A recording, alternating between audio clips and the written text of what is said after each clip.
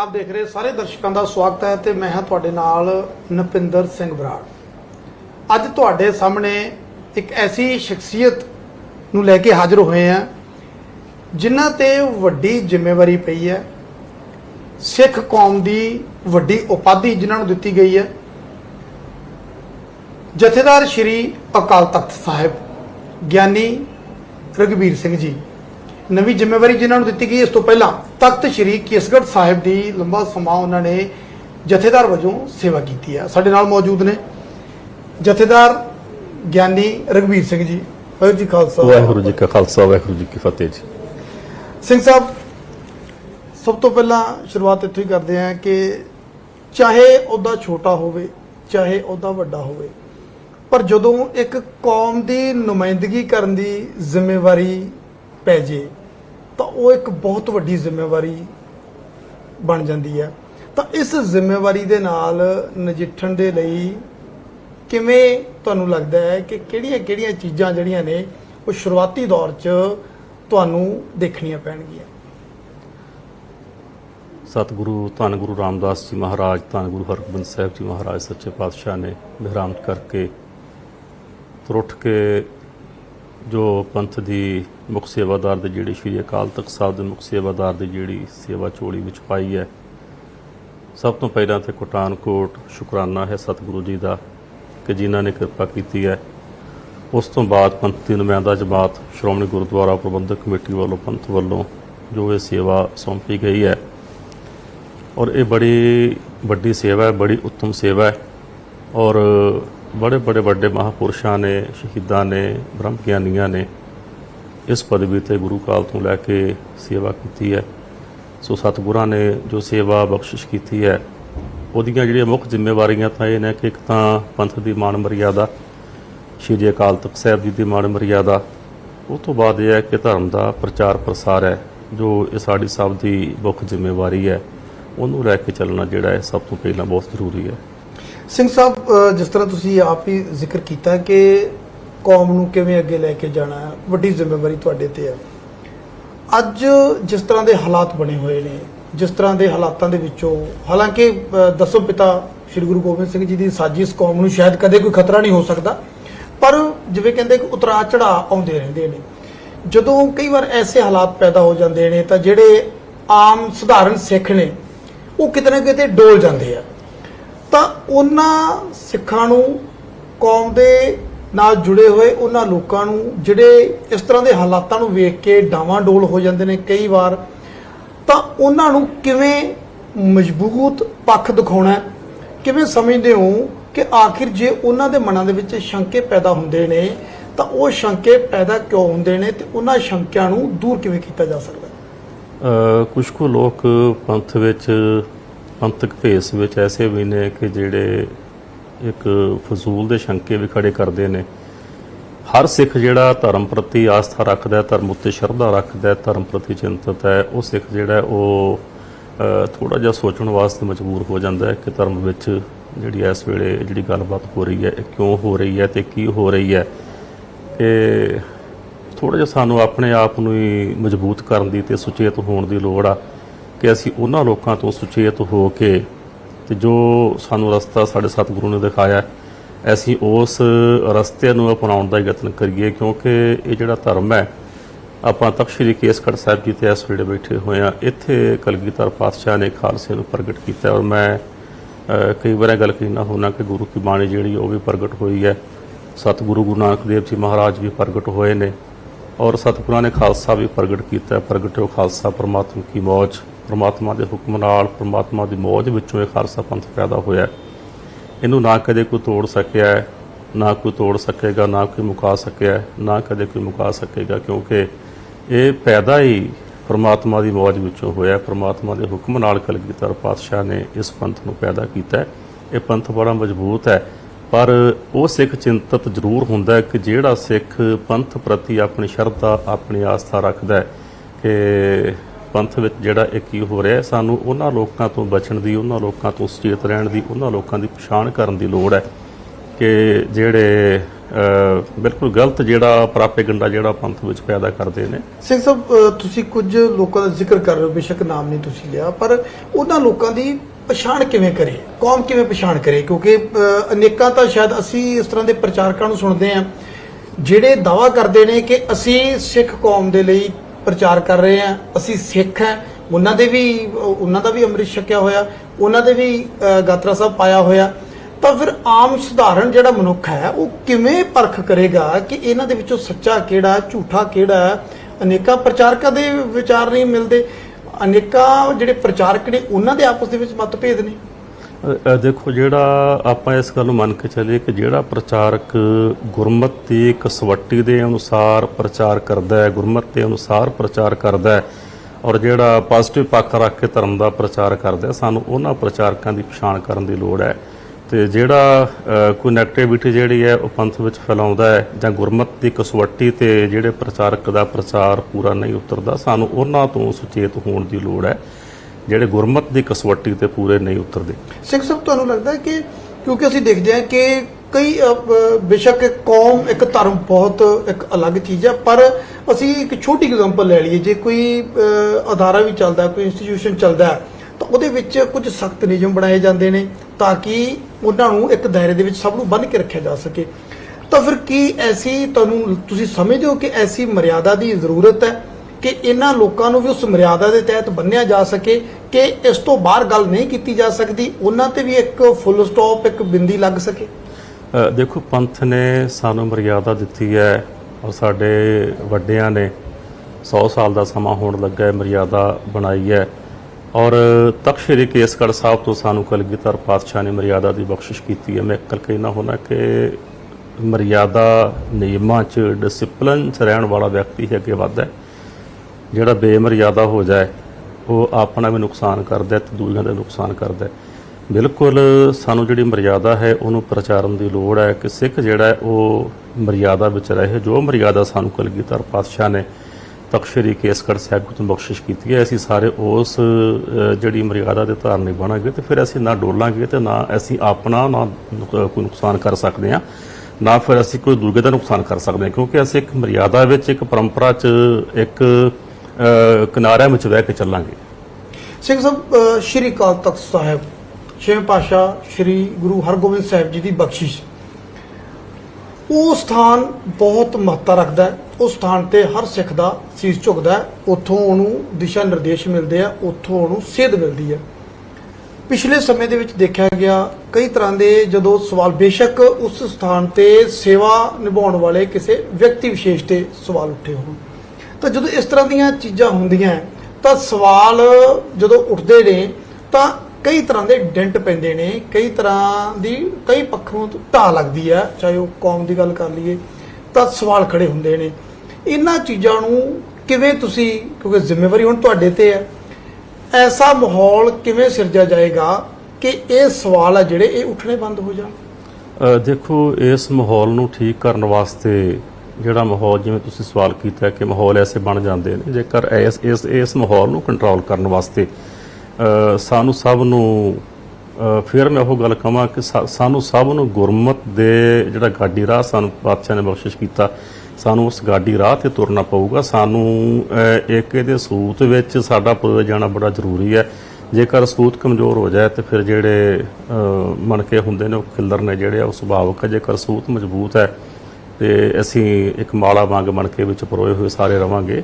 ਇਸ ਕਰਕੇ ਸਾਨੂੰ ਸਾਰਿਆਂ ਨੂੰ ਬੜੀ ਵੱਡੀ ਇਸ ਗੱਲ ਦੀ ਜ਼ਰੂਰਤ ਹੈ ਕਿ ਅਸੀਂ ਜੋ ਗੁਰਮਤ ਦਾ ਗਾਡੀ ਰਾਹ ਹੈ ਉਹਦੇ ਉੱਤੇ ਚੱਲ ਕੇ ਤੇ ਆਪਣੇ ਜਿਹੜੇ ਸਾਡੇ ਗੁਰਮਤ ਦੇ ਸਿਧਾਂਤ ਨੇ, ਗੁਰਮਤ ਦੇ ਸਿਧਾਂਤਾਂ ਤੇ ਪਹਿਰਾ ਦਈਏ, ਗੁਰਮਤ ਦੇ ਸਿਧਾਂਤਾਂ ਦੀ ਅਸੀਂ ਰਾਖੀ ਕਰੀਏ, ਗੁਰਮਤ ਦੇ ਸਿਧਾਂਤਾਂ ਨੂੰ ਅਸੀਂ ਬਚਾ ਸਕੀਏ। ਸਿੰਘ ਸਾਹਿਬ, ਉਹ ਮਜ਼ਬੂਤ ਸੂਤ ਆ ਜਿਹੜਾ, ਉਹਦੀ ਜ਼ਿੰਮੇਵਾਰੀ, ਉਹ ਕੰਮ ਤੁਹਾਨੂੰ ਮਿਲਿਆ ਕਿ ਤੁਸੀਂ ਉਸ ਸੂਤ ਦੇ ਵਿੱਚ ਸਾਰੇ ਕੌਮ ਦੇ ਮਣਕੇ ਪਰੋ ਕੇ ਆਪਣੇ ਨਾਲ ਰੱਖਣੇ ਨੇ, ਸਜਾ ਕੇ ਰੱਖਣੇ ਨੇ।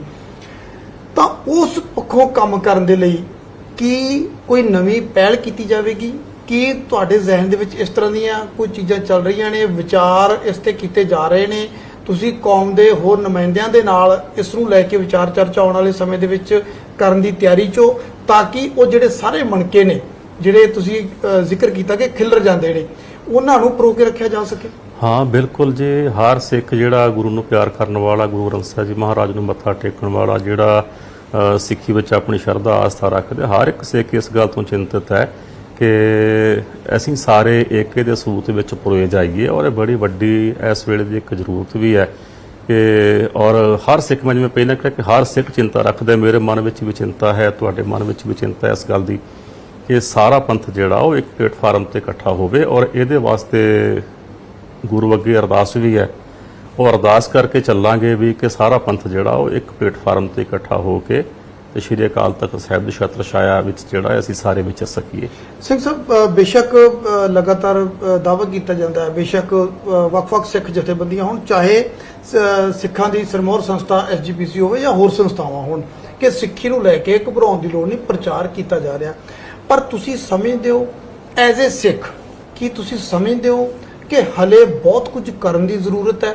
ਕੀ ਤੁਸੀਂ ਸਮਝਦੇ ਹੋ ਕਿ ਪਿਛਲੇ ਸਮੇਂ ਦੇ ਵਿੱਚ ਕਿਤੇ ਨਾ ਕਿਤੇ ਕੋਈ ਨਾ ਕਮੀ, ਬੇਸ਼ੱਕ ਦਾਵਾ ਹੋਵੇ ਕਿ ਬਹੁਤ ਕੀਤਾ ਗਿਆ ਹੋਵੇ ਕੰਮ, ਪਰ ਫਿਰ ਵੀ ਸਮਝਦੇ ਹੋ ਕਿ ਕਿਤੇ ਨਾ ਕਿਤੇ ਕੋਈ ਨਾ ਕੋਈ ਕਮੀ ਰਹੀ ਹੋਵੇਗੀ ਜਿਹਦੇ ਚਲਦਿਆਂ ਜਿਹੜੀ ਸਿਚੁਏਸ਼ਨ ਹੈ ਸ਼ਾਇਦ ਜਿੱਥੇ ਹੋਣੀ ਚਾਹੀਦੀ ਸੀ ਉੱਥੇ ਨਹੀਂ? ਹਾਂ ਬਿਲਕੁਲ ਹੋ ਸਕਦਾ ਜੀ, ਇਸ ਗੱਲ ਦਾ ਕੋਈ ਪ੍ਰਮੁੱਖਤਾ ਦੇ ਨਾਲ ਦਾਅਵਾ ਨਹੀਂ ਕੀਤਾ ਜਾ ਸਕਦਾ, ਭਾਵੇਂ ਕਿ ਸ਼੍ਰੋਮਣੀ ਗੁਰਦੁਆਰਾ ਪ੍ਰਬੰਧਕ ਕਮੇਟੀ ਵੱਲੋਂ, ਧਰਮ ਪ੍ਰਚਾਰ ਕਮੇਟੀ ਵੱਲੋਂ ਬਹੁਤ ਲੰਬੇ ਅਰਸੇ ਤੋਂ ਵਹੀਰਾਂ ਚਲਾਈਆਂ ਜਾਂਦੀਆਂ। ਮੈਂ ਵੀ ਵਹੀਰ ਵਿੱਚ ਮੈਂ ਵੀ ਕਾਫੀ ਸਮਾਂ ਸੇਵਾ ਕੀਤੀ ਹੈ, ਵਹੀਰ ਵਿੱਚ ਅਸੀਂ ਵਿਚਰਦੇ ਰਹੇ ਹਾਂ। ਔਰ ਬਿਲਕੁਲ ਹੋ ਸਕਦਾ ਕਈ ਥਾਵਾਂ ਐਸੀਆਂ ਹੋਣਗੀਆਂ ਕਿ ਜਿੱਥੇ ਹੁਣ ਤੱਕ ਅਸੀਂ ਪ੍ਰਚਾਰ ਨੂੰ ਲੈ ਕੇ ਨਹੀਂ ਪਹੁੰਚ ਕਰ ਸਕੇ।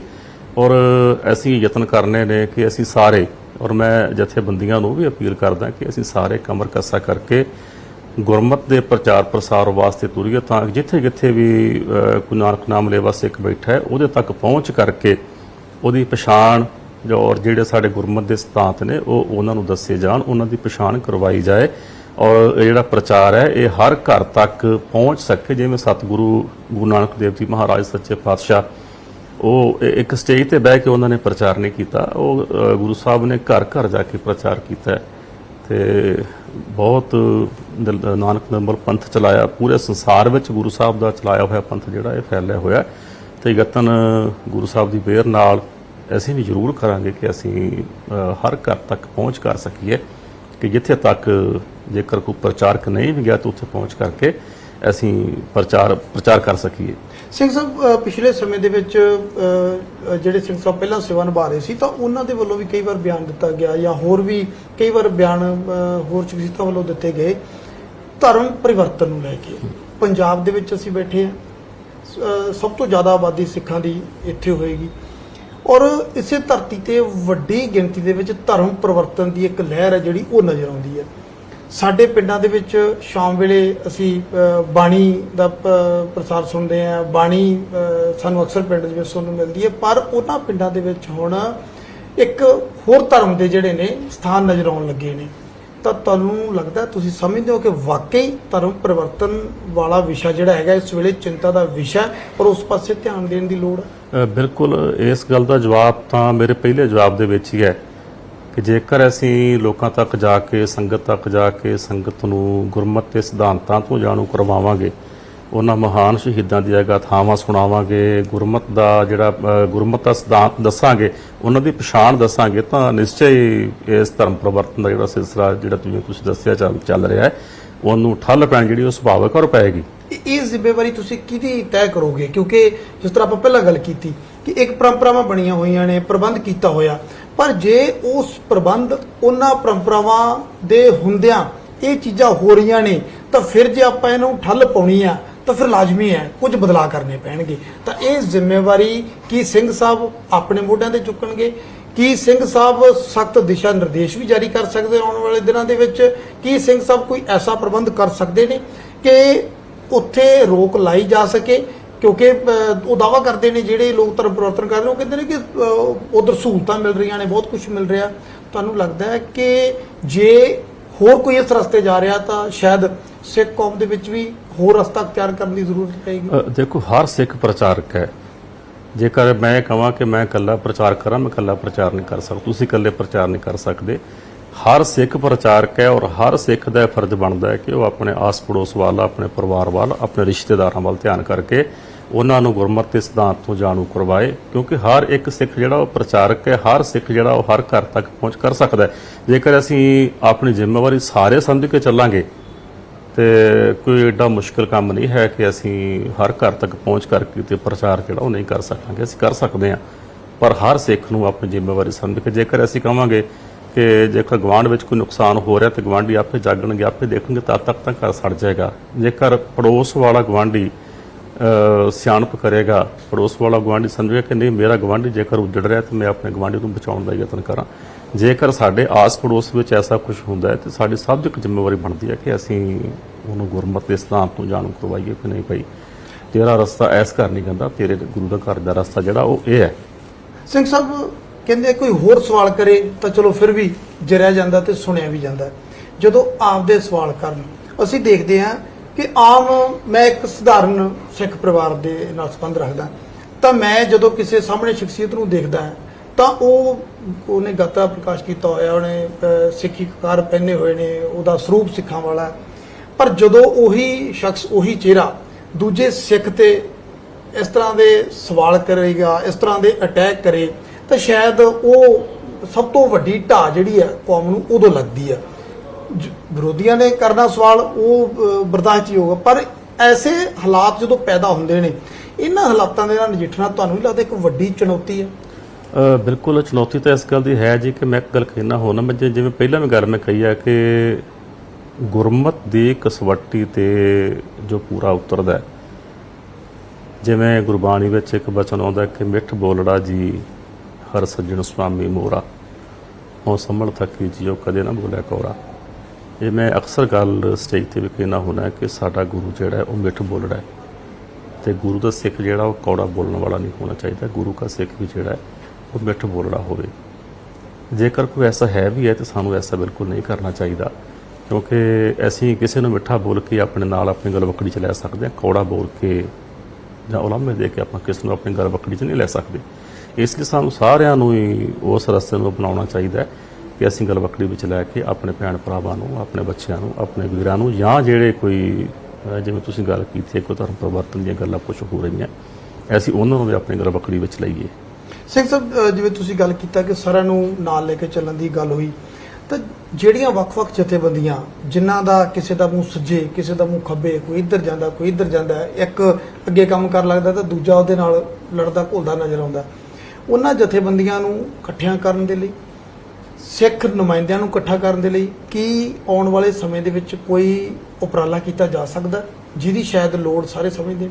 ਬਿਲਕੁਲ, ਇਹ ਬੜੀ ਵੱਡੀ ਇੱਕ ਜ਼ਰੂਰਤ ਹੈ ਕਿ ਇਹ ਸਾਰਾ ਪੰਥ ਇਕੱਠਾ ਹੋਵੇ। ਜੇਕਰ ਪੰਥ ਇਕੱਠਾ ਹੈ ਸਾਡੀ ਤਾਕਤ ਹੈ, ਜੇ ਪੰਥ ਨਹੀਂ ਇਕੱਠਾ ਤੇ ਫਿਰ ਅਸੀਂ ਇਕੱਲੇ ਹੋਵਾਂਗੇ ਤੇ ਮਾਰ ਖਾਣ ਵਾਲੀ ਗੱਲ ਹੈ। ਸਾਰਾ ਪੰਥ ਇਕੱਠਾ ਹੋਏਗਾ ਤਾਂ ਹੀ ਅਸੀਂ ਮਜ਼ਬੂਤੀ ਦੇ ਨਾਲ ਅੱਗੇ ਵਧ ਸਕਦੇ ਹਾਂ, ਤਾਂ ਹੀ ਅਸੀਂ ਆਪਣੇ ਧਰਮ ਦਾ ਪ੍ਰਚਾਰ ਪ੍ਰਸਾਰ ਕਰ ਸਕਦੇ ਹਾਂ, ਤਾਂ ਹੀ ਅਸੀਂ ਆਪਣੇ ਜਿਹੜੇ ਗੁਰਮਤਿ ਸਿਧਾਂਤ ਨੇ ਉਹਨਾਂ ਤੇ ਚੱਲ ਸਕਦੇ ਹਾਂ। ਉਹਦਾ ਅੜਿੱਕਾ ਕੀ ਸਮਝਦੇ ਹੋ ਤੁਸੀਂ? ਜੇ ਵੱਖਰੀਆਂ ਦਿਸ਼ਾਵਾਂ ਦੇ ਵਿੱਚ ਤੁਹਾਨੂੰ ਚੱਲਦੇ ਨਜ਼ਰ ਆਉਂਦੇ ਨੇ ਨੁਮਾਇੰਦੇ ਸਾਡੀ ਕੌਮ ਨਾਲ ਜੁੜੇ ਹੋਏ, ਤਾਂ ਉਹਦੇ ਪਿੱਛੇ ਦੀ ਵਜ੍ਹਾ ਕੀ ਸਮਝਦੇ ਹੋ? ਦੇਖੋ, ਹਰ ਸਿੱਖ ਚਾਹੇ ਜਿਵੇਂ ਤੁਸੀਂ ਕਿਹਾ ਹੈ ਕਿ ਰਸਤਾ ਕਿਸੇ ਦਾ ਕਿਸੇ ਪਾਸੇ ਜਾਂਦਾ, ਮੂੰਹ ਕਿਸੇ ਦਾ ਕਿਸੇ ਪਾਸੇ ਹੈ, ਮੂੰਹ ਕਿਸੇ ਦਾ ਕਿਸੇ ਪਾਸੇ ਹੈ। ਮੈਂ ਕਹਿੰਦਾ ਕਿ ਬੇਸ਼ੱਕ ਮੂੰਹ ਕਿਸੇ ਪਾਸੇ ਨੇ, ਪਰ ਅਕੀਦਾ ਸਭ ਦਾ ਜਿਹੜਾ ਉਹ ਸ਼੍ਰੀ ਅਕਾਲ ਤਖਤ ਸਾਹਿਬ ਤੇ ਹੈ, ਸੱਚਖੰਡ ਸ਼੍ਰੀ ਹਰਿਮੰਦਰ ਸਾਹਿਬ ਤੇ ਹੈ, ਔਰ ਧੰਨ ਸਤਿਗੁਰੂ ਗੁਰੂ ਗ੍ਰੰਥ ਸਾਹਿਬ ਜੀ ਮਹਾਰਾਜ ਨੂੰ ਹਰ ਸਿੱਖ ਜਿਹੜਾ ਉਹ ਮੱਥਾ ਟੇਕਦਾ ਹੈ। ਇਸ ਕਰਕੇ ਮੈਂ ਕਹਿੰਦਾ ਕਿ ਕੋਸ਼ਿਸ਼ ਜਿਹੜੀ ਹੈ ਨਾ ਉਹ ਸਾਨੂੰ ਜ਼ਰੂਰ ਕਰਨੀ ਚਾਹੀਦੀ ਹੈ ਕਿ ਅਸੀਂ ਫਿਰ ਵੀ, ਭਾਵੇਂ ਕਿ ਪਿਛਲੇ ਸਮਿਆਂ ਦੇ ਵਿੱਚ ਵੀ ਸਿੱਖ ਜਿਹੜੇ ਸਾਨੂੰ ਮਿਸਲਾਂ 'ਚ ਵੰਡੇ ਹੋਏ ਸਨ, ਜਥੇਬੰਦੀਆਂ 'ਚ ਵੰਡੇ ਹੋਏ ਸਨ, ਜਿਸ ਤਰ੍ਹਾਂ ਇੱਕ ਆਉਂਦਾ ਕਿ ਮਿਸਲ ਵੰਡ ਅਬ ਕਬਹਿ ਨਾ ਪਾਵੋਂ, ਰਾਲ ਮੇੜ ਖਾਰ ਦੂਰ ਪੰਥ ਬਚਾਵੋਂ, ਕਿ ਪਿਛਲੇ ਸਿੱਖ ਵੀ ਭਾਵੇਂ ਜਥੇਬੰਦੀ 'ਚ ਵੰਡੇ ਹੋਏ ਸਨ, ਮਿਸਲਾਂ 'ਚ ਵੰਡੇ ਹੋਏ ਸਨ, ਪਰ ਜਿੱਥੇ ਪੰਥ ਦੀ ਗੱਲ ਆਉਂਦੀ ਸੀ ਉਹ ਸਿੱਖ ਸਾਰੇ ਇਕੱਠੇ ਹੁੰਦੇ ਸਨ। ਅੱਜ ਵੀ ਅਸੀਂ ਉਮੀਦ ਕਰਦੇ ਹਾਂ ਕਿ ਬੇਸ਼ੱਕ ਅਸੀਂ ਜਥੇਬੰਦੀਆਂ ਵਿੱਚ ਵੰਡੇ ਹੋਏ ਹਾਂ, ਪਰ ਜਿੱਥੇ ਪੰਥ ਦੀ ਜਿਹੜੀ ਮਾਨ ਮਰਿਆਦਾ ਹੈ ਉਹਨੂੰ ਬਚਾਉਣ ਦੀ ਲੋੜ ਹੈ, ਉੱਥੇ ਸਾਨੂੰ ਸਾਰਿਆਂ ਨੂੰ ਇਕੱਠੇ ਹੋਣਾ ਚਾਹੀਦਾ, ਬੜੀ ਵੱਡੀ ਜ਼ਰੂਰਤ ਹੈ। ਸਿੰਘ ਸਾਹਿਬ ਦਾ ਕੀ ਉਪਰਾਲਾ ਹੋਏਗਾ? ਜ਼ਰੂਰਤ ਤਾਂ ਦੇਖੋ ਤੁਸੀਂ ਕਹਿ ਰਹੇ ਹੋ ਹੈ, ਪਰ ਉਹਨਾਂ ਨੂੰ ਇਕੱਠਿਆ ਕਰਨਾ ਕਿਵੇਂ ਆ? ਸਿੰਘ ਸਾਹਿਬ ਦੀ ਕਿਸ ਤਰ੍ਹਾਂ ਦੀ ਕੋਸ਼ਿਸ਼ ਰਹਿ ਸਕਦੀ ਹੈ? ਦੇਖੋ, ਕੋਈ ਵੀ ਸਲਾਹ ਕਰਕੇ, ਆਪਣੇ ਨਾਲ ਦੇ ਸਾਥੀ ਸਿੰਘਾਂ ਨਾਲ ਸਲਾਹ ਕਰਕੇ, ਹੋਰ ਵਿਦਵਾਨਾਂ ਨਾਲ ਸਲਾਹ ਕਰਕੇ, ਔਰ ਕੋਈ ਐਸਾ ਕੁਝ ਤਿਆਰ ਕਰਾਂਗੇ, ਖਾਕਾ ਤਿਆਰ ਕਰਾਂਗੇ ਜਿੱਥੇ ਚੱਲ ਕੇ ਅਸੀਂ ਉਹਨਾਂ ਸਾਰਿਆਂ ਨੂੰ ਇਕੱਠੇ ਕਰਨਗੇ ਤਾਂ ਕੋਈ ਤਾਲਮੇਲ ਜਿਹੜਾ ਬਣਾਇਆ ਜਾਵੇ। ਉਹਨਾਂ ਇਹ ਮੰਨ ਕੇ ਚੱਲੀਏ ਕਿ ਆਉਣ ਵਾਲੇ ਸਮੇਂ ਦੇ ਵਿੱਚ ਇਸ ਤਰ੍ਹਾਂ ਦੇ ਉਪਰਾਲੇ ਹੋ ਸਕਦੇ ਨੇ। ਗੁਰੂ ਸਾਹਿਬ ਕਿਰਪਾ ਕਰਨ ਜੀ, ਹੋ ਜਾਣਗੇ, ਹੋਣਗੇ। ਸਿੰਘ ਸਾਹਿਬ, ਇੱਕ ਮਰਿਆਦਾ ਦੀ ਗੱਲ ਹੋਈ ਸੀ ਪਿਛਲੇ ਸਮੇਂ ਦੇ ਵਿੱਚ, ਤਖਤ ਸ੍ਰੀ ਕੇਸਗੜ੍ਹ ਸਾਹਿਬ ਵਿਖੇ ਵੀ ਮੀਟਿੰਗ ਕੀਤੀ ਗਈ, ਇੱਕ ਮਰਿਆਦਾ ਤੈਅ ਕਰਨ ਦੀ ਗੱਲ ਹੋਈ। ਤਾਂ ਤੁਸੀਂ ਸਮਝਦੇ ਹੋ ਕਿ ਚਾਹੇ ਕੌਮ ਦਾ ਨੁਮਾਇੰਦਾ, ਚਾਹੇ ਧਰਮ ਦੇ ਵਿੱਚ ਕੋਈ ਵੀ ਸਥਾਨ ਤੇ ਬੈਠਾ ਨੁਮਾਇੰਦਾ, ਚਾਹੇ ਜਥੇਦਾਰ ਸ਼੍ਰੀ ਅਕਾਲ ਤਖਤ ਸਾਹਿਬ ਨੇ, ਤੁਸੀਂ ਸਮਝਦੇ ਹੋ ਕਿ ਸਾਰਿਆਂ ਦੇ ਲਈ ਇੱਕ ਮਰਿਆਦਾ ਜਿਹੜੀ ਹੈ, ਇੱਕ ਨਿਯਤ ਮਰਿਆਦਾ, ਤਾਂ ਕਿ ਉਹਦੇ ਮੁਤਾਬਕ ਚੱਲਿਆ ਜਾ ਸਕੇ? ਤੁਸੀਂ ਸਮਝਦੇ ਹੋ ਕਿ ਹਰ ਜਗ੍ਹਾ ਦੇ ਲਈ ਮਰਿਆਦਾ ਦੀ ਸਖਤ ਜ਼ਰੂਰਤ ਹੈ? ਹਾਂ ਬਿਲਕੁਲ, ਮੈਂ ਇਹ ਗੱਲ ਫਿਰ ਉਹੀ ਹੋਗੀ ਜੀ, ਮਰਿਆਦਾ ਹੀ ਸਭ ਕੁਝ ਹੈ। ਜੇਕਰ ਕਿਸੇ ਦੇ ਵੀ ਜੀਵਨ ਦੇ ਵਿੱਚ ਕੋਈ ਮਰਿਆਦਾ ਨਹੀਂ, ਕਿਸੇ ਦੇ ਘਰ ਦੀ ਕੋਈ ਮਰਿਆਦਾ ਨਹੀਂ, ਕਿਸੇ ਇੰਸਟੀਚਿਊਟ ਦੀ ਕੋਈ ਮਰਿਆਦਾ ਨਹੀਂ, ਤੇ ਉਹ ਖਤਮ ਹੋ ਜਾਏਗਾ। ਇਸ ਕਰਕੇ ਹਰ ਚੀਜ਼ ਜਿਹੜੀ ਉਹ ਚੱਲ ਰਹੀ ਹੈ, ਇੱਕ ਜਿਵੇਂ ਦਰਿਆ ਚੱਲਦਾ ਹੈ, ਦਰਿਆ ਦੇ ਦੋ ਕਿਨਾਰੇ ਨੇ, ਉਹ ਦਰਿਆ ਚੱਲਦਾ ਹੈ, ਉਹਦੀ ਮਰਿਆਦਾ ਵਿੱਚ ਚੱਲ ਰਿਹਾ, ਕਿਉਂਕਿ ਉਹਦੇ ਕਿਨਾਰੇ ਉਹਦੀ ਮਰਿਆਦਾ ਨੇ। ਜੇਕਰ ਉਹ ਇੱਕ ਹੜ੍ਹ ਦਾ ਰੂਪ ਲੈ ਕੇ ਕਿਨਾਰੇ ਤੋਂ ਬਾਹਰ ਆਉਂਦਾ ਹੈ ਤੇ ਉਹ ਬੇਮਰਿਆਦਾ ਹੁੰਦਾ, ਬੇਮਰਿਆਦਾ ਹੋ ਕੇ ਫਿਰ ਨੁਕਸਾਨ ਕਰਦਾ ਹੈ। ਹਵਾ ਚੱਲਦੀ ਹੈ, ਅੱਗ ਹੈ।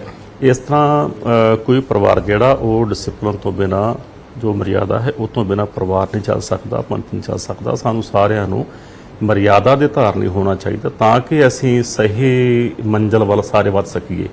ਸਿੰਘ ਸਾਹਿਬ, ਛੇਵੇਂ ਪਾਤਸ਼ਾਹ ਨੇ ਮੇਰੀ ਪੀਰੀ ਦੀ ਗੱਲ ਕੀਤੀ, ਪਰ ਅੱਜ ਐਸੇ ਹਾਲਾਤ ਪੈਦਾ ਹੋ ਗਏ, ਚਾਹੇ ਉਹ ਸਿਆਸੀ ਹਾਲਾਤ ਹੋਣ, ਚਾਹੇ ਜਿਸ ਤਰ੍ਹਾਂ ਦੀ ਵੀ ਹਵਾ ਚੱਲੀ, ਅੱਜ ਅਨੇਕਾਂ ਤਰ੍ਹਾਂ ਦੇ ਸਵਾਲ ਉੱਠਣ ਲੱਗੇ। ਚਾਹੇ ਵਾਰੀ-ਵਾਰੀ ਇਹ ਸਵਾਲ ਉੱਠਦਾ ਹੋਵੇ ਕਿ ਧਰਮ ਤੇ ਰਾਜਨੀਤੀ ਨੂੰ ਵੱਖ ਵੇਖਿਆ ਜਾਵੇ, ਚਾਹੇ ਇਹ ਸਵਾਲ ਉੱਠਦਾ ਹੋਵੇ ਕਿ ਧਰਮ ਤੇ ਰਾਜਨੀਤੀ ਇਕੱਠਿਆਂ ਨਹੀਂ ਦੇਖੀ ਜਾ ਸਕਦੀ, ਅਨੇਕਾਂ ਸਵਾਲ ਹੋਏ। ਹਾਲਾਂਕਿ ਲੱਖ ਵਾਰ ਦਾਅਵਾ ਕੀਤਾ ਗਿਆ। ਕਿਵੇਂ ਸਮਝਦੇ ਹੋ ਤੁਸੀਂ, ਸਿੰਘ ਸਾਹਿਬ ਕੀ ਸਮਝਦੇ ਨੇ ਕਿ ਮੇਰੀ ਪੀਰੀ ਦੇ ਸਿਧਾਂਤ ਦੀ ਇੱਕ ਪਾਸੇ ਗੱਲ ਹੁੰਦੀ ਹੈ ਤੇ ਦੂਜੇ ਪਾਸੇ ਜਦੋਂ ਅਨੇਕਾਂ ਸਵਾਲ ਉੱਠਦੇ ਨੇ, ਧਰਮ ਤੇ ਰਾਜਨੀਤੀ ਨੂੰ ਵੱਖ ਕਰਨ ਦੀ ਗੱਲ ਹੁੰਦੀ ਹੈ? ਦੇਖੋ, ਧਰਮ ਤੇ ਰਾਜਨੀਤੀ ਇਕੱਠੇ ਚੱਲਦੇ ਨੇ, ਪਰ ਰਾਜਨੀਤੀ ਧਰਮ ਉੱਤੇ ਹਾਵੀ ਨਹੀਂ ਹੋਣੀ ਚਾਹੀਦੀ। ਧਰਮ ਉੱਪਰ ਹੋਣਾ ਚਾਹੀਦਾ, ਰਾਜਨੀਤੀ ਥੱਲੇ ਹੋਣੀ ਚਾਹੀਦੀ। ਜੇਕਰ ਧਰਮ ਦੇ ਉੱਤੇ ਰਾਜਨੀਤੀ ਹਾਵੀ ਹੋਵੇ ਤਾਂ ਫਿਰ ਧਰਮ ਦਾ ਨੁਕਸਾਨ ਹੁੰਦਾ ਹੈ। ਰਾਜਨੀਤੀ ਧਰਮ ਉੱਪਰ ਹਾਵੀ ਨਹੀਂ ਹੋਣੀ ਚਾਹੀਦੀ, ਰਾਜਨੀਤੀ ਧਰਮ ਦੇ ਮੁਤਾਬਕ ਚੱਲਣੀ ਚਾਹੀਦੀ। ਇਸ ਦੇ ਲਈ ਸਿੰਘ ਸਾਹਿਬ ਕੀ ਆਉਣ ਵਾਲੇ ਸਮੇਂ ਦੇ ਵਿੱਚ ਸਖਤ ਕਦਮ ਚੁੱਕ ਸਕਦੇ ਨੇ, ਸਖਤ ਕਾਇਦੇ ਕਾਨੂੰਨ ਮੁਤਾਬਕ ਚੱਲ ਸਕਦੇ ਨੇ, ਮਰਿਆਦਾ ਮੁਤਾਬਕ ਆਉਣ ਵਾਲੇ ਟਾਈਮ ਦੇ ਵਿੱਚ ਕੋਈ ਵੱਡਾ ਫੈਸਲਾ ਲਿਆ ਜਾ ਸਕਦਾ ਹੈ? ਜਿਵੇਂ ਜਿਵੇਂ ਕੋਈ ਗੱਲ ਸਾਹਮਣੇ ਆਏਗੀ ਤਿਵੇਂ ਤਿਵੇਂ ਰਾਏ ਕਰਕੇ ਉਸ ਹਿਸਾਬ ਨਾਲ ਚੱਲਿਆ ਜਾਏਗਾ। ਕੀ ਕਹਿਣਾ ਚਾਹੋਗੇ, ਕੌਮ ਨੂੰ ਕੀ ਸੁਨੇਹਾ ਦੇਣਾ ਚਾਹੋਗੇ? ਕਿਉਂਕਿ ਜਿਸ ਤਰ੍ਹਾਂ ਮੈਂ ਪਹਿਲਾਂ ਗੱਲ ਕੀਤੀ ਕਿ ਅੱਜ ਕੌਮ ਇੰਨੇ ਕੁ ਸਵਾਲਾਂ ਦੇ ਵਿੱਚ ਘਿਰੀ ਹੋਈ ਹੈ, ਇੰਨੇ ਕੁ ਜਦੋਂ ਸਾਹਮਣੇ ਆਗੂਆਂ ਨੂੰ ਦੇਖਦੀ ਹੈ ਤਾਂ ਸ਼ਾਇਦ ਸਮਝ ਨਹੀਂ ਆਉਂਦੀ ਸਹੀ ਕੀ ਹੈ, ਗਲਤ ਕੀ ਹੈ। ਤਾਂ ਕੀ ਕੌਮ ਨੂੰ ਸੁਨੇਹਾ ਦੇਣਾ ਚਾਹੋਗੇ ਤਾਂ ਕਿ ਉਹਨਾਂ ਨੂੰ ਤਾਂ ਸਪਸ਼ਟ ਹੋਵੇ, ਰਾਹ ਸਿੱਧਾ ਰਾਹ ਨਜ਼ਰ ਆਵੇ? ਫਿਲਹਾਲ 4-5 ਰਾਹ ਇੱਕੋ ਚੌਂਕ ਚੋਂ ਨਿਕਲਦੇ ਨਜ਼ਰ ਆਉਂਦੇ ਆ। ਮੈਂ ਅਕਸਰ ਇਹ ਗੱਲ ਸਟੇਜ ਤੇ ਕਹਿਣਾ ਹੁੰਦਾ ਹੈ ਕਿ ਸਾਨੂੰ ਕੁਝ ਵੀ ਫੈਸਲਾ ਕਰਨ ਤੋਂ ਪਹਿਲਾਂ ਉਹਨੂੰ ਸੋਚਣਾ ਜ਼ਰੂਰ ਚਾਹੀਦਾ। ਜਿਵੇਂ ਕੋਈ ਸੋਸ਼ਲ ਮੀਡੀਆ ਤੇ ਕੋਈ ਕਿਸੇ ਪ੍ਰਕਾਰ ਦੀ ਕੋਈ ਪੋਸਟ ਪਾਉਂਦਾ, ਮੰਨ ਲਓ ਕਿ ਮੈਂ ਇੱਥੇ ਕਮਰੇ 'ਚ ਬੈਠਾ ਹੋਇਆ ਆਪਣੇ ਮੋਬਾਈਲ ਤੋਂ ਕੋਈ ਪੋਸਟ ਲਿਖ ਕੇ ਪਾ ਰਿਹਾ, ਕਿਸੇ ਦੇ ਖਿਲਾਫ ਪਾ ਰਿਹਾ ਜਾਂ ਕੁਝ ਵੀ ਕੋਈ ਪ੍ਰੋਪੇਗੈਂਡਾ ਕਰਕੇ ਪਾ ਰਿਹਾ, ਉਹਨੂੰ ਦੇਖਣ ਵਾਲਾ ਘੱਟੋ ਘੱਟ ਇਹ ਜ਼ਰੂਰ ਸੋਚੇ ਕਿ ਇਹ ਹੋ ਸਕਦਾ ਹੈ ਕਿ ਨਹੀਂ ਹੋ ਸਕਦਾ। ਜੇ ਹੈ ਤੇ ਕਿੰਨਾ ਕੁ ਸੱਚ ਹੈ, ਕਿੰਨਾ ਕੁ ਝੂਠ ਹੈ। ਜਿਹੜੀਆਂ ਇਹ ਚੀਜ਼ਾਂ ਨੇ ਇਹ ਭੁਲੇਖਾ ਪਾਊ ਨੇ, ਔਰ ਇਹ ਸਾਡਾ ਵੱਡਾ ਨੁਕਸਾਨ ਜਿਹੜਾ ਨੇ ਸੋਸ਼ਲ ਮੀਡੀਆ ਤੇ ਜਿਹੜੇ ਗਲਤ ਲੋਕ ਬੈਠੇ ਹੋਏ ਫੇਕ ਪ੍ਰਚਾਰ ਕਰਨ ਵਾਲੇ ਜਿਹੜੇ ਨੇ, ਉਹ ਸਾਡਾ ਬਹੁਤ ਵੱਡਾ ਜਿਹੜਾ ਨੁਕਸਾਨ ਕਰਨ ਵਿੱਚ ਉਹ ਸਹਾਈ ਹੋ ਰਹੇ ਨੇ। ਸਿੰਘ ਸਾਹਿਬ, ਤੁਸੀਂ ਬੜੀ ਵੱਡੀ ਗੱਲ ਕੀਤੀ ਹੈ ਕਿ ਸੋਸ਼ਲ ਮੀਡੀਆ ਉਹਦੇ ਤੇ ਜਿਸ ਤਰ੍ਹਾਂ ਪ੍ਰਚਾਰ ਹੁੰਦਾ, ਤਾਂ ਕੀ ਇਹਦੇ ਇਸ ਮੁੱਦੇ ਤੇ ਵੀ ਕੋਈ ਫੈਸਲਾ ਲਿਆ ਜਾ ਸਕਦਾ ਹੈ ਕਿ ਚਾਹੇ ਐਸਜੀਪੀਸੀ ਨੂੰ ਦਿਸ਼ਾ ਨਿਰਦੇਸ਼ ਦੇਣ ਦੀ ਗੱਲ ਹੋਵੇ ਜਾਂ ਐਸਾ ਕੋਈ ਪ੍ਰਬੰਧ ਕੀਤਾ ਜਾ ਸਕਦਾ ਹੈ ਕਿ ਜਿਸ ਤਰ੍ਹਾਂ ਦੇ ਹਾਲਾਤ ਹੁਣ ਬਣੇ ਹੋਏ ਨੇ, ਤੁਸੀਂ ਸੋਸ਼ਲ ਮੀਡੀਆ ਦੀ ਖੁਦ ਗੱਲ ਕੀਤੀ, ਤਾਂ ਫਿਰ ਜੇ ਇਸ ਤਰ੍ਹਾਂ ਪ੍ਰਚਾਰ ਹੋ ਰਿਹਾ ਤਾਂ ਉਸ ਪ੍ਰਚਾਰ ਨੂੰ ਰੋਕਣਾ ਕਿਵੇਂ ਹੈ ਤੇ ਸਾਂਭਣਾ ਕਿਵੇਂ ਹੈ ਤੇ ਸਹੀ ਪ੍ਰਚਾਰ ਕਿਵੇਂ ਕਰਨਾ, ਇਸ ਨੂੰ ਲੈ ਕੇ ਪ੍ਰਬੰਧ ਕੀਤਾ ਜਾਏਗਾ? ਦੇਖੋ, ਮੈਂ ਫਿਰ ਉਹ ਗੱਲ ਕਹਾਂ ਕਿ ਅਸੀਂ ਆਪ ਸੁਚੇਤ ਹੋਈਏ ਸਾਰੇ ਜਣੇ ਕਿ ਗਲਤ ਕੀ ਹੈ ਤੇ ਸਹੀ ਕੀ ਹੈ। ਅਸੀਂ ਇਹ ਫੈਸਲਾ ਆਪ ਕਰੀਏ ਕਿ ਜੋ ਅਸੀਂ ਦੇਖ ਰਹੇ ਹਾਂ, ਜੋ ਅਸੀਂ ਸੁਣ ਰਹੇ ਹਾਂ। ਪਰ ਸਿੰਘ ਸਾਹਿਬ, ਕਨਫਿਊਜ਼ਨ, ਕਿਉਂਕਿ ਧਰਮ ਇੱਕ ਐਸਾ ਵਿਸ਼ਾ ਹੈ ਜਿਹਦੇ ਤੇ ਹਰ ਕੋਈ ਸ਼ਾਇਦ ਬੋਲਣ ਲੱਗਿਆ ਵੀ ਡਰਦਾ, ਔਰ ਸਧਾਰਨ ਵਿਅਕਤੀ ਵਿਸ਼ੇਸ਼ ਦੇ ਸ਼ਾਇਦ ਵੱਸ ਦੀ ਗੱਲ ਵੀ ਨਹੀਂ ਧਰਮ ਬਾਰੇ ਚਰਚਾ ਕਰਨੀ। ਮੇਰੇ ਵਰਗੇ ਵਿਅਕਤੀ ਵਿਸ਼ੇਸ਼ ਦੇ ਤਾਂ ਬਿਲਕੁਲ ਹੀ ਵੱਸ ਦੀ ਗੱਲ ਨਹੀਂ ਕਿ ਧਰਮ ਬਾਰੇ ਪਾਰਟਿਕੂਲਰ ਗੱਲ ਕਰਨੀ।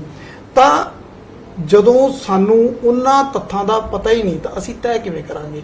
ਸਾਨੂੰ ਸਿੱਧੇ ਰਾਹ ਪਾਉਣ ਦੇ ਲਈ, ਜੇ ਗਲਤ ਪ੍ਰਚਾਰ ਹੋ ਰਿਹਾ ਤਾਂ ਉਹ ਸਹੀ ਪ੍ਰਚਾਰ ਕਰਨ ਦੇ ਲਈ ਤੇ ਗਲਤ ਪ੍ਰਚਾਰ ਨੂੰ ਰੋਕਣ ਦੇ ਲਈ ਕਿਸ ਤਰ੍ਹਾਂ ਦੇ ਕਦਮ ਲੈਣਗੇ? ਦੇਖੋ, ਸੋਸ਼ਲ ਮੀਡੀਆ ਅੱਜ ਹਰ ਇੱਕ ਦੀ ਜੇਬ ਵਿੱਚ ਹੈ, ਮੋਬਾਈਲ ਹੈ, ਇੰਟਰਨੈਟ ਨਾਲ ਹਰ ਬੰਦਾ ਜੁੜਿਆ ਹੋਇਆ ਹੈ। ਉਸ ਗੱਲ ਦਾ ਪਤਾ ਕੀਤਾ ਜਾ ਸਕਦਾ ਹੈ ਕਿ ਇਹ ਜਿਹੜੀ ਚੀਜ਼ ਚੱਲ ਰਹੀ ਹੈ ਇਹ ਸਹੀ ਹੈ ਜਾਂ ਗਲਤ ਹੈ। ਪਰ ਅਸੀਂ ਕੀ ਕਰਦੇ ਹਾਂ ਕਿ ਅਸੀਂ ਉਹਨੂੰ ਲੋਡ ਕਰਕੇ ਅੱਗੇ ਤੋਂ ਅੱਗੇ ਫੈਲਾਉਣ ਦਾ ਯਤਨ ਕਰਦੇ ਹਾਂ। ਉਹ ਹੋਰ ਵੱਡੇ ਭਰਮ ਭੁਲੇਖੇ ਜਿਹੜੇ ਨੇ ਹੋਰ ਲੋਕਾਂ ਦੇ ਵਿੱਚ ਉਹ ਪੈਦਾ ਕਰਦਾ, ਜਿਹੜਾ ਨਾ ਉਹ ਇੱਕ ਸਬੱਬ ਬਣਦਾ ਹੈ। ਇਸ ਕਰਕੇ ਇਹ ਬੜਾ ਜ਼ਰੂਰੀ ਹੈ। ਬਾਕੀ ਸਮੇਂ ਅਨੁਸਾਰ ਜਿਵੇਂ ਜਿਵੇਂ ਹੋਏਗਾ ਅੱਗੇ ਜਾ ਕੇ ਉਸ ਹਿਸਾਬ ਨਾਲ ਫਿਰ ਦੇਖਿਆ ਜਿਵੇਂ ਕਹਿੰਦੇ ਕਿ ਹਾਲਾਤ ਬਦਲਦੇ ਨੇ, ਉਹ ਯੁੱਗ ਸੀਗਾ, ਉਹ ਜੰਗਲਾਂ ਦਾ ਯੁੱਗ ਸੀ, ਉਸ ਵੇਲੇ ਉਸ ਤਰ੍ਹਾਂ ਦੇ ਹਥਿਆਰਾਂ ਦਾ ਯੁੱਗ ਸੀ, ਸ਼ਸਤਰਾਂ ਦਾ ਯੁੱਗ ਸੀ। ਅੱਜ ਯੁੱਗ ਜਿਸ ਤਰ੍ਹਾਂ ਦਾ ਤੁਸੀਂ ਆਪ ਹੀ ਜ਼ਿਕਰ ਕੀਤਾ ਕਿ ਹੁਣ ਸੋਸ਼ਲ ਮੀਡੀਆ ਦਾ ਯੁੱਗ ਆ ਗਿਆ, ਤਾਂ ਜੇ ਧਰਮ ਦਾ ਨੁਕਸਾਨ ਸੋਸ਼ਲ ਮੀਡੀਆ ਵਰਗਾ ਦੁਸ਼ਮਣ ਕਹਿ ਲਈਏ ਆਪਾਂ ਉਹ ਕਰ ਰਿਹਾ, ਤਾਂ ਫਿਰ ਉਸ ਦੁਸ਼ਮਣ ਦਾ ਟਾਕਰਾ ਕਰਨ ਦੇ ਲਈ ਸੋਸ਼ਲ ਮੀਡੀਆ ਦਾ ਕੰਟਰੋਲ ਦੇਖਣ ਦੇ ਲਈ ਕੀ ਧਰਮ ਨੂੰ ਵੀ ਤੁਸੀਂ ਫਿਰ ਸਮਝਦੇ ਹੋ ਕਿ ਹਾਈਟੈਕ ਕਰਨ ਦੀ ਜ਼ਰੂਰਤ ਹੈ? ਧਰਮ ਦੀਆਂ ਨੀਤੀਆਂ ਨੂੰ ਹਾਈਟੈਕ ਕਰਨ ਦੀ ਜ਼ਰੂਰਤ ਹੈ? ਦੇਖੋ, ਬਿਲਕੁਲ ਸਮੇਂ ਦੇ ਅਨੁਸਾਰ ਚੱਲਣਾ ਚਾਹੀਦਾ ਹੈ। ਸਮੇਂ ਦੇ ਅਨੁਸਾਰ ਜੇਕਰ ਤਕਨੀਕ ਵਧੀ ਹੈ ਤਾਂ ਸਾਨੂੰ ਵੀ ਸਮੇਂ ਦੇ ਅਨੁਸਾਰ ਚੱਲਣਾ ਚਾਹੀਦਾ ਹੈ। ਹਾਈਟੈਕ ਹੋ ਕੇ ਐਸੀ ਅਨੁਸਾਰ ਚੱਲੀ ਜਿਵੇਂ ਸੋਸ਼ਲ ਮੀਡੀਆ ਇੰਨਾ ਜ਼ਿਆਦਾ ਹਾਵੀ। ਦੇਖੋ, ਜਿਵੇਂ ਇੱਕ ਹਥਿਆਰ ਦੀ ਗੱਲ ਹੈ, ਹਥਿਆਰ ਵਾਸਤੇ ਇੱਕ ਟ੍ਰੇਨਿੰਗ ਹੁੰਦੀ ਹੈ, ਹਥਿਆਰ ਦਾ ਇੱਕ ਲਾਇਸੈਂਸ ਮਿਲਦਾ, ਹਥਿਆਰ ਵਾਸਤੇ ਇੱਕ PCC ਜਿਹੜੀ ਹੈ ਉਹ ਕੀਤੀ ਜਾਂਦੀ ਹੈ। ਪਰ ਸੋਸ਼ਲ ਮੀਡੀਆ ਐਸਾ ਇੱਕ ਸਾਡੇ ਕੋਲ ਸਾਧਨ ਹੈ, ਮੋਬਾਈਲ, ਇਹਦੇ ਵਾਸਤੇ ਕਿਸੇ ਪ੍ਰਕਾਰ ਦੀ ਕੋਈ ਸਿਖਲਾਈ ਨਹੀਂ, ਕੋਈ ਲਾਇਸੈਂਸ ਨਹੀਂ ਚਾਹੀਦਾ ਹੁੰਦਾ। ਹਰ ਬੰਦਾ ਜਿਹੜਾ ਸੋਸ਼ਲ ਮੀਡੀਆ ਤੇ ਬਹਿ ਕੇ ਤੇ ਪ੍ਰਚਾਰ ਕਰਨ ਦਾ ਯਤਨ ਕਰਦਾ ਹੈ। ਸੋ ਅਸੀਂ ਆਪ ਬਚੀਏ ਇਸ ਗੱਲ ਤੋਂ ਕਿ ਨਹੀਂ ਇਹਦੀ ਦੁਰਵਰਤੋਂ ਜਿਹੜੀ ਹੈ ਉਹ ਨਾ ਹੋਵੇ। ਇਸ ਵਿਸ਼ੇ ਤੇ ਸਿੱਖ ਸਾਹਿਬ ਕੋਈ ਵਿਵਸਥਾ ਕਰੋਗੇ, ਕੋਈ ਮੀਟਿੰਗ ਰੱਖ ਕੇ ਬੁੱਧੀਜੀਵੀਆਂ ਨਾਲ ਚਰਚਾ ਕਰਕੇ ਜਾਂ SGPC ਨਾਲ ਵਿਚਾਰ ਚਰਚਾ ਕਰਕੇ ਇਸ ਪਾਸੇ ਵੱਲ ਵਧਿਆ ਜਾਏਗਾ? ਦੇਖੋ, ਸਮੇਂ ਅਨੁਸਾਰ ਵਿਚਾਰ ਕਰਾਂਗੇ ਜੋ ਸੰਭਵ ਹੋ ਸਕਦਾ ਹੋਇਆ। ਤਾਂ ਜਥੇਦਾਰ ਸ਼੍ਰੀ ਅਕਾਲ ਤਖਤ ਸਾਹਿਬ ਗਿਆਨੀ ਰਘਬੀਰ ਸਿੰਘ ਜੀ ਸਾਫ਼ ਤੌਰ ਤੇ ਕਹਿੰਦੇ ਨੇ ਕਿ ਕੌਮ ਦੇ ਵਿੱਚ ਅਨੇਕਾਂ ਚੀਜ਼ਾਂ ਕਰਨ ਦੀ ਜ਼ਰੂਰਤ ਹੈ, ਕੌਮ ਨੂੰ ਇਕੱਠਿਆਂ ਲੈ ਕੇ ਚੱਲਣ ਦੀ ਜ਼ਰੂਰਤ ਹੈ। ਜੇ ਕੌਮ ਦੇ ਨੁਮਾਇੰਦੇ ਇਕੱਠੇ ਨਹੀਂ ਹੋਣਗੇ, ਜੇ ਧਰਮ ਦੇ ਵਿੱਚ ਵੱਖ-ਵੱਖ ਵਿਚਾਰਧਾਰਾ ਦੀ ਗੱਲ ਹੋਵੇਗੀ ਤਾਂ ਉਹਦੀ ਸਿੱਧੇ ਤੌਰ ਤੇ ਢਾਹ ਲੱਗੇਗੀ। ਤਾਂ ਉਸ ਵਿਚਾਰਧਾਰਾ ਨੂੰ ਕਿਵੇਂ ਇਕਸੁਰ ਕਰਨਾ ਹੈ, ਕਿਵੇਂ ਕੌਮ ਦੇ ਨੁਮਾਇੰਦਿਆਂ ਨੂੰ ਨਾਲ ਲੈ ਕੇ ਚੱਲਣਾ ਹੈ ਤੇ ਕਿਵੇਂ ਅੱਜ ਦੇ ਆਧੁਨਿਕ ਯੁੱਗ ਦੇ ਵਿੱਚ, ਸੋਸ਼ਲ ਮੀਡੀਆ ਦੇ ਯੁੱਗ ਦੇ ਵਿੱਚ ਜੇ ਕੋਈ ਗਲਤ ਪ੍ਰਚਾਰ ਹੁੰਦਾ ਹੈ ਤਾਂ ਕਿਵੇਂ ਉਹਦਾ ਮੁਕਾਬਲਾ ਕਰਨਾ ਹੈ, ਕਿਵੇਂ ਧਰਮ ਦਾ ਪ੍ਰਚਾਰ ਕਰਨਾ ਹੈ। ਤੇ ਦੂਜਾ, ਧਰਮ ਤੇ ਰਾਜਨੀਤੀ ਕਹਿੰਦੇ ਨੇ ਕਿ ਧਰਮ ਤੇ ਰਾਜਨੀਤੀ ਬਿਲਕੁਲ ਇਕੱਠਿਆਂ ਚੱਲੇਗੀ, ਪਰ ਧਰਮ ਤੇ ਰਾਜਨੀਤੀ ਹਾਵੀ ਨਹੀਂ ਹੋ ਸਕਦੀ। ਰਾਜਨੀਤੀ ਧਰਮ ਦੇ ਮੁਤਾਬਕ ਹੈ ਜਿਹੜੀ ਉਹ ਚੱਲਣੀ ਚਾਹੀਦੀ ਹੈ। ਕਹਿੰਦੇ ਨੇ ਕਿ ਇਹੀ ਸਿੱਖੀ ਦੀ ਪਰੰਪਰਾ ਹੈ। ਤਾਂ ਆਉਣ ਵਾਲੇ ਸਮੇਂ ਦੇ ਵਿੱਚ ਸਿੱਖ ਪ੍ਰਚਾਰ ਨੂੰ ਲੈ ਕੇ, ਸਿੱਖੀ ਦੇ ਪ੍ਰਚਾਰ ਨੂੰ ਲੈ ਕੇ, ਸਿੱਖੀ ਨਾਲ ਜੁੜੇ ਹੋਏ ਵਿਵਾਦਾਂ ਨੂੰ ਖਤਮ ਕਰਨ ਦੇ ਲਈ ਜ਼ਿੰਮੇਵਾਰੀ ਜਿਹੜੀ ਹੈ ਉਹ ਜਥੇਦਾਰ ਸ਼੍ਰੀ ਅਕਾਲ ਤਖਤ ਸਾਹਿਬ ਗਿਆਨੀ ਰਘਬੀਰ ਸਿੰਘ ਹੋਰਾਂ ਤੇ ਪਈ ਹੈ। ਤਾਂ ਭਰੋਸਾ ਦਵਾ ਰਹੇ ਨੇ ਕਿ ਆਉਣ ਵਾਲੇ ਸਮੇਂ ਦੇ ਵਿੱਚ ਸਿੱਖੀ ਦੇ ਪ੍ਰਚਾਰ ਦੇ ਲਈ, ਪ੍ਰਸਾਰ ਦੇ ਲਈ ਵੱਧ ਤੋਂ ਵੱਧ ਕੰਮ ਹੋਵੇਗਾ, ਸਿੱਖ ਕੌਮ ਨੂੰ ਇਕਜੁੱਟ ਕਰਨ ਦੇ ਲਈ ਕੰਮ ਹੋਵੇਗਾ। ਤਾਂ ਆਸ ਕਰਦੇ ਹਾਂ ਕਿ ਧਰਮ ਦੇ ਨਾਲ ਜੁੜੇ ਹੋਏ ਵਿਵਾਦ ਸਾਹਮਣੇ ਨਾ ਆਉਣ ਤਾਂ ਸ਼ਾਇਦ ਇਹੀ ਇੱਕ ਸੁਖਦ ਸੁਨੇਹਾ ਹੋਵੇਗਾ।